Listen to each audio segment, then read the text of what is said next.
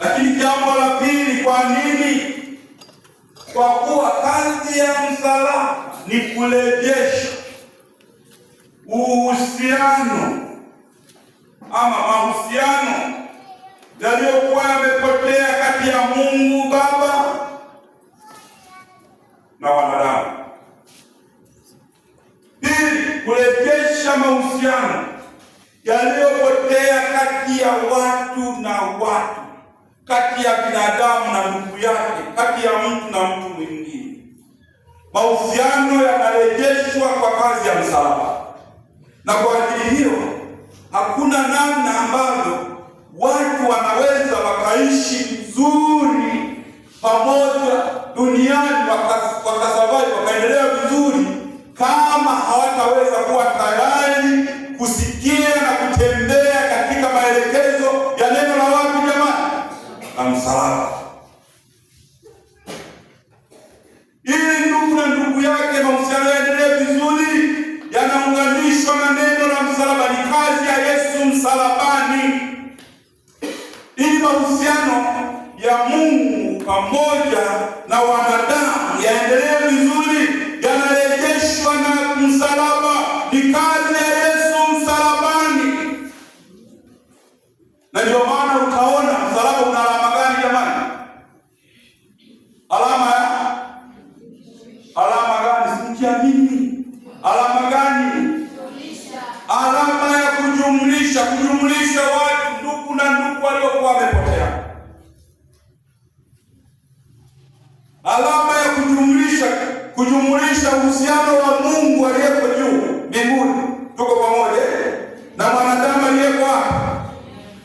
Kujumlisha uhusiano uliopotea kati ya mtu, taifa na taifa, binadamu na binadamu, watu waliopo katika uwepo wa Mungu.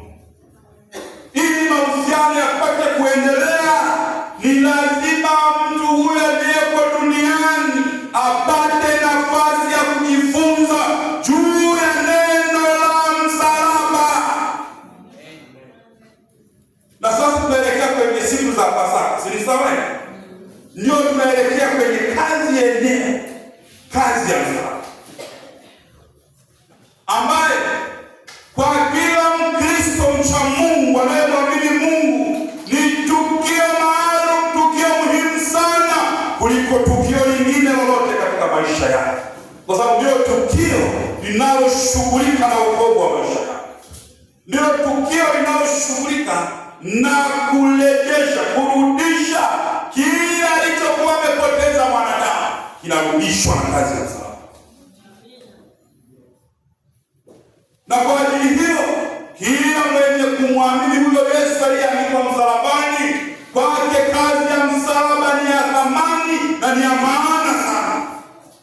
Lakini huyu asiyeona umuhimu wa Kristo, asiyemjua Yesu ni nani, si rahisi sana kujua umuhimu na thamani ya kazi ya msalaba. Ndio maana kwake itakuwa upuuzi. Na wakati mwingine utakuta anakuwa na nafasi, anatumia muda mwingi, anaweza kupoteza muda mwingi akihoja ama kilumbana kwa ajili ya Yesu. Mara yuko hajafa, mara hoja nyingi ambazo ukiziangalia ni neno limeandikwa kwao ni nini? Upuuzi. Ambapo kwa bahati mbaya wakati mwingine hata Wakristo wacha Mungu wakati mwingine wanasombwa na upuuzi huu. Wanasombwa na mazingira haya upuuzi. Wanaanza kuona kazi ya wokovu kuwa kitu cha neema, kitu cha kawaida. Yesu msalabani anaunganisha mtu na Mungu, mtu na mtu. Halo. Neno hilo ndilo lipi? Swali la kwanza. Neno hilo ndilo lipi? Hili ni lile neno, ni lile alilosema Yesu mwenyewe akiwa msalabani. Akiwa kwenye huduma maisha yake ya duniani amefundisha mengi, amesema mengi, lakini hapo wakati hakuwa wapi. Lakini akiwa msalabani, yapo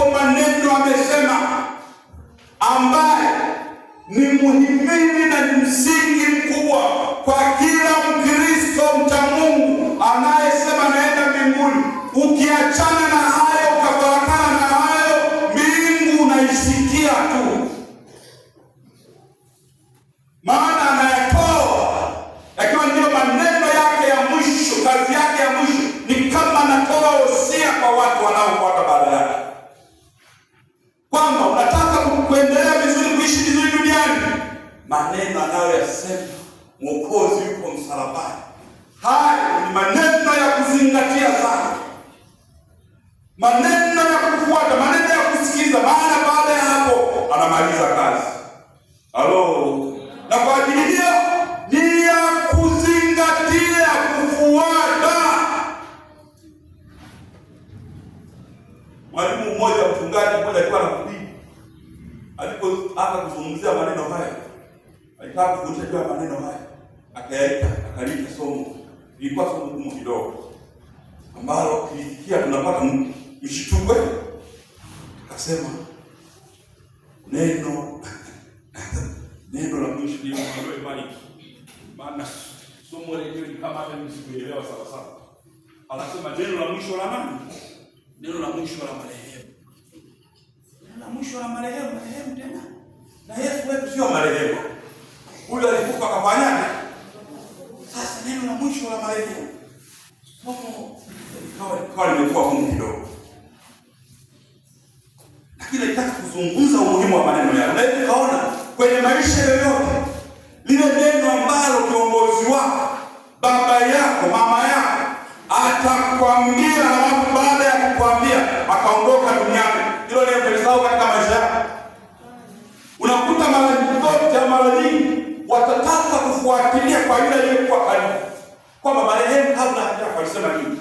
Silisema baba yetu kabla hajaondoka, unakumbuka alizungumza neno gani, ili wasikie neno ambalo aliliacha litakalowasaidia katika familia. Sasa Yesu yuko msalabani, anaenda kumaliza kazi iliyomleta duniani. Neno litakalotoka msalabani, atakalosema kiwa msalabani, ni msingi na muhimili mkubwa katika maisha ya wokovu ya mtu, la kuzingatia, maana itakufanya uendelee kustawi, uendelee mbele. Kwa hiyo hili ndilo alilosema Yesu akiwa msalabani, ambalo ndilo linalofanya kanisa la Mungu kuwa na nguvu ya Mungu wakati wote. Kanisa haliwezi kuwa na nguvu ya Mungu ikiwa litakinzana, litapishana na maelekezo na wosia wa Yesu mwenyewe msalabani, maneno yake yale ya mwisho kwa kanisa. Kama kanisa litakinzana naye, litaepukana naye, litakuwa tofauti naye, kanisa hili haliwezi kuwa na nguvu ya Mungu. Na ndio maana leo nikasema, kwa yule mwenye kusikia haya maelekezo, basi kwake ni nguvu, maana yanaleta nguvu na uwepo wa Mungu katika maisha yake. Halo. Neno hilo hilo linena Yesu, ambalo tunaliita wosia wake, maelekezo yake. Anamaliza kazi, wewe kuacha kazi, hajaacha maelekezo kwamba ili kazi iendelee vizuri, itembee, inabidi atoe wosia, atoe framework ambayo tukiitembelea, kanisa likiitembelea, inatembea na Mungu, inakuwa na nguvu ya Mungu, sio kwa. Neno hilo ni lipi? Akiwa msalabani alizungumza maneno muhimu ya kuzingatia. Sawa? Halo? Alizungumza maneno mangapi jamani? Alitoa maelekezo juu ya mambo mangapi? 7. Neno la kwanza katika kitabu cha Injili ya Luka. Somaji pende. Luka sura 23. Luka sura 23. Luka sura 23.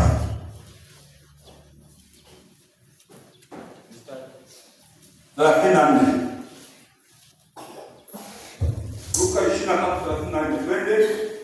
Inasema, Yesu akasema, Baba, uwasamehe kwa kuwa hawajui watendalo. Basi Yesu akasema Anasemaje jamani? Hayo maneno anayasema kila wapi?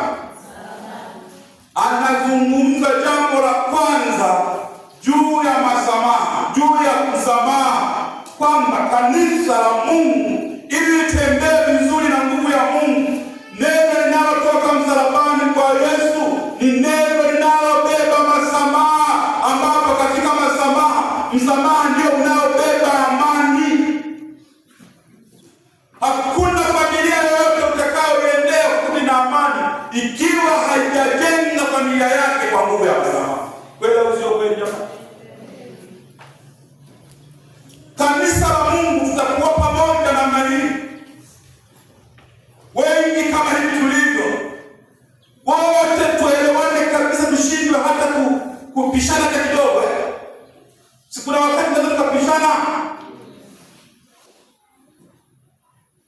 Mwenye kanisa ambaye amekuja kwa ajili ya kanisa akiwa msalabani anasema ili kazi ya kanisa liwe na nguvu, jambo la kwanza kujua kanisa litatembea na nguvu ya msamaha. Msamaha utawafanya watu kuendelea kupenda. Msamaha utawafanya watu kuishi kwa amani. Msamaha utawafanya watu kuendelea ule uhusiano wao kuendelea kuimarika. Kila mmoja anataka kuona huyu ni ndugu yangu. Halo? Sasa huyu ni mwenzangu. Msamaha unaondoa tofauti zote katikati ya watu. Unaondoa tofauti zote katikati ya mtu na mtu. Sasa akiwa msalabani anasema, Baba uwasamehe kwa kuwa hawajui walitendalo. Anawaambia kina nani? Anawaambia Wayahudi wanaoshughulika na kumuua. Sawa? Anasema hawa wasihesabiwe dhambi kwa sababu ya jambo hili. Hawajui wanaofanya nini? Maana Wayahudi wanamuua Yesu, wao wakiona wanamtumikia nani? Nani jamani? Mungu aliye hai. Maana wanamuona Yesu ni mhalifu, anaharibu sheria ya dini ya Kiyahudi. Anajiita ni Mungu huyu. Si moja kati ya mambo yanayomfanya Yesu kuuawa. Anajiita ni Mungu, na wao wameambiwa wana Mungu mmoja tu. Huyu mwingine ni Mungu ametoka wapi? Na wanajua ni mtoto wa fulani, baba yake anaitwa nani? Yusufu yuko pale, amecheza michezo ya utoto. Wanaona leo waseme ni Mungu, si ni kufuru hii? Unaona, kwa hali ya kawaida unaweza kuona Wayahudi ni kama walipitiliza sana. Lakini kama jaribu hili lingekuja kwetu na sisi kwenda lingekuja. Akawepo mtu anasema mambo kinyume na misingi ya imani ya dhehebu letu, ungewelewa sawa sawa na dhehebu nalo kuelewa. Tutamshughulikia. Hii jamani mkwe. Ainuke mtu aanze kusema vibaya. Sasa hivi tunaona namna ambavyo utasikia wakati mwingine vita za udini zinaendelea, zinafanyika. Unafikiri inafanyikaje? Si kila mmoja anakuwa anapigania misingi ya imani yake. Kwa hiyo ni rahisi kuona Wayahudi kana kwamba walifanya vibaya. Yesu akijua nia yao, wanapigania huyo Mungu asiyefanya nini? Wasio Mungu, hawajui huyo wanayemwandika ndiye huyo wanayempigania. Tuko pamoja ndugu zangu? Anawaambia Baba, au usiwahesabie kwa hatia. Uwasamehe kwa kuwa hawajui. Maana yake kama wangekuwa wanajua wasingefanya. Ila hawajui. Wao wanaona wanafanya jema machoni pako.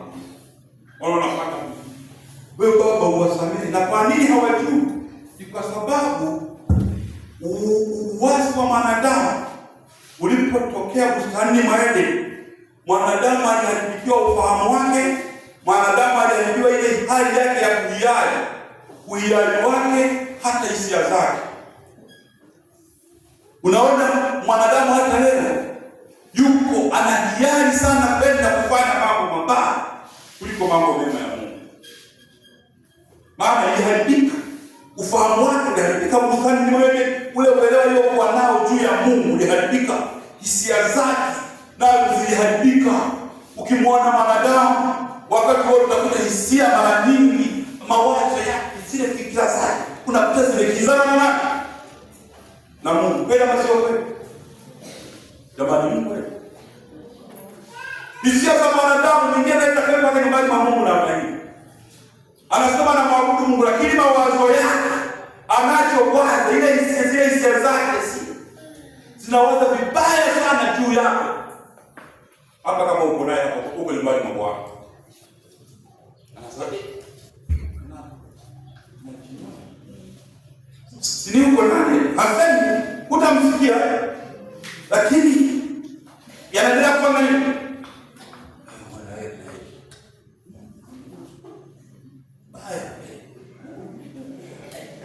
Hawezi ndio uzuri wako. Huyu nani? Hebu muone naye kule. Chochote anachokifanya utakuta hisia za watu halichukui kwa maana nzuri. Unalipata vizuri? Kwa sababu ya uharibifu uliotokea wapi? Ukipendeza kule kupendeza kwako wanadamu wanakumonga. Ukijiachaniza kule kujiachaniza kwako wanadamu wanafanyaje tena? Kwa nini? Hisia ziliharibika. Na kwa ajili hiyo Yesu inabidi aende msalabani, ikiwa ni pamoja na kusaidia hizo hisia, hiyo hiari ya mtu awe tayari ahiarike mwenyewe hata kufanya kazi ya Mungu pasipo kusukumwa, awe na uhiari wa kufanya kila lililo jema, awe na hiari ya kufikia Mungu pasipo kukimbizwa. Kazi ya msalaba. Halo. Anasema jambo la kwanza, uwasamehe kwa kuwa hawajui walitendalo. Maana yake ni nini? Anazungumza katika maisha ya watu. Sio kila kosa atakalo kukosea mtu anajua amekukosea. Tuko pamoja? Bahati mbaya tunayokuwa nayo wanadamu, tunatunzwa kukosewa na watu, hatutunzi yale mema tunayotendewa na watu. Mnapata vizuri? Na kwa ajili hiyo mtu alikuwa anatembea kajikwaa paka kwa ukanyaga bila kuona, utashikilia alivyokukanyaga na kumuumiza. Si sawa? Lakini kumbe hata mtu amekuumiza na anafanya makusudi kabisa.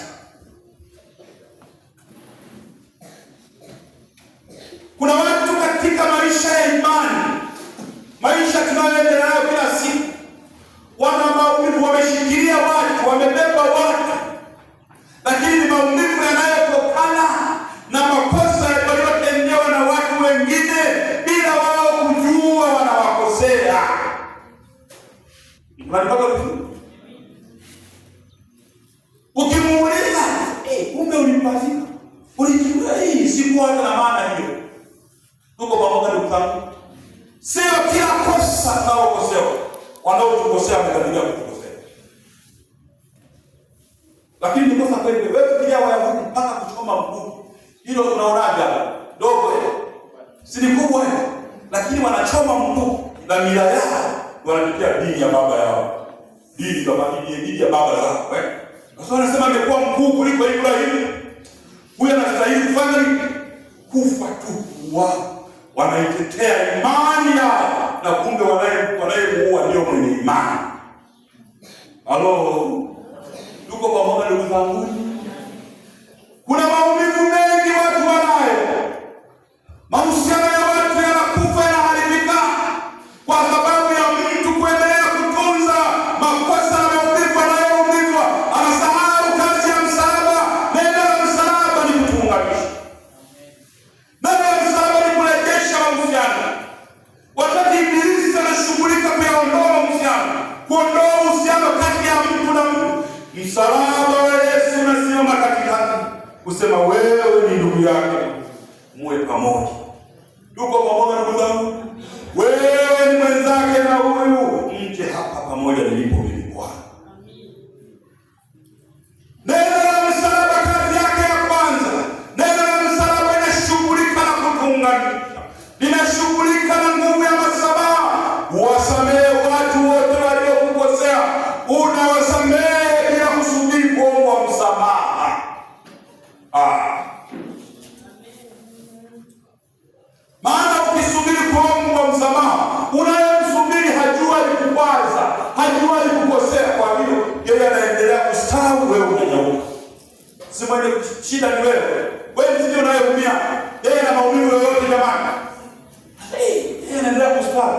unamuona ananawiri tunakupendeza. Halafu wewe unafanyaje?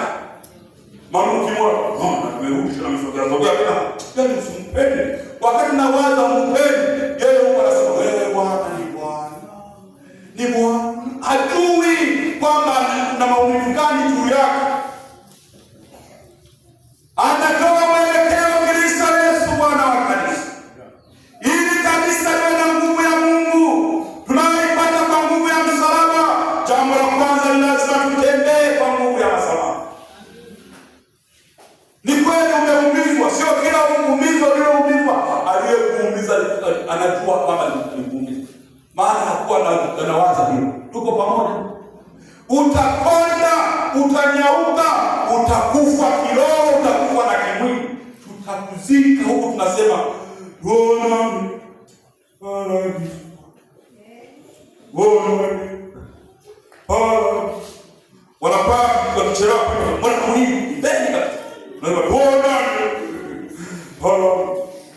Umeenda kwa kutunza watu ndani mwako, uliyemtunza na anabaki kwa anaendelea kula ugali wa miaka. Anaendelea kula sende. Wewe tayari umeshakupiga ndani ya kanisa. Kanisa tumeshasema Bwana atakufufua siku ya mwisho. Tuko pamoja ndugu zangu? Maana ukiendelea kubeba mtu, uchungu hauwezi kukoma ndani mwako. Uchungu unaendelea. Uchungu unapoendelea unasababisha matatizo makubwa ya kiafya. Ukimwona mtu kuna hiyo mfano, nani unamtabasamu? Ukimwona barabara wewe. Tabasamu na wewe. Wakati mko tabasamu nzuri na nini? Ila alipo. Baadaye unafika na kuapa kwa na moto. Kama nikaona nilikuwa naondoka na moto.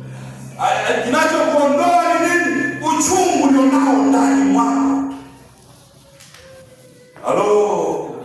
Neno la msalaba kwa wanaopotea ni nini jamani? Ukitaka kupotea, puuza neno la Kristo alilonena kwa msalaba. Bali anayetaka kuendelea kuokolewa, ambaye anataka kuendelea na wokovu, neno la msalaba ni nini? Ni nguvu yake, ni nguvu. Maana ukisamehe watu wengine, wewe unaendelea kupata afya. Na sio hivyo tu, maandiko yanasema na wewe utasamehewa. Utakapowakosea watu bila kujua, utafanyaje? Utakapowakosea na wewe bila kujua, utasamehewa. Lakini kama huna tabia ya kusamehe watu wengine na kuachilia, na wewe ukikosea utafanya nini? Utasamehe. Kwa hiyo naona kuona kwamba ilivyo nguvu. Halo. Familia yote yenye nguvu inatembea kwa msamaha.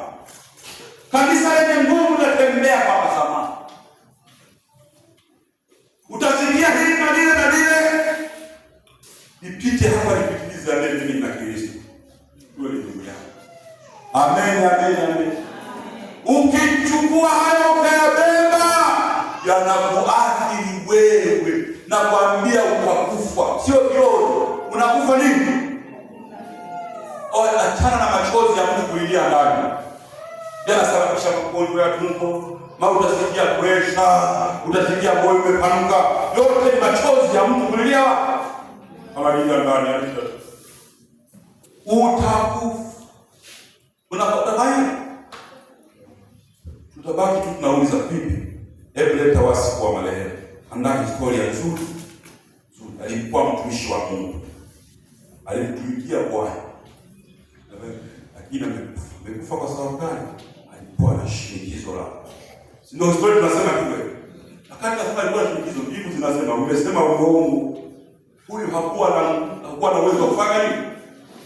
Kusamehe. Ameuawa na ujinga wake wa kutofanya nini? Kusamehe na kuachilia. Jifunze kusamehe, ile tendo la Yesu Bwana wa kanisa kwa msalaba. Amen. Analisema yuko msalabani. Jifunze kusamehe. Msamaha utakufikisha mahali pazuri. Jambo la pili, Yohana 19:26-27.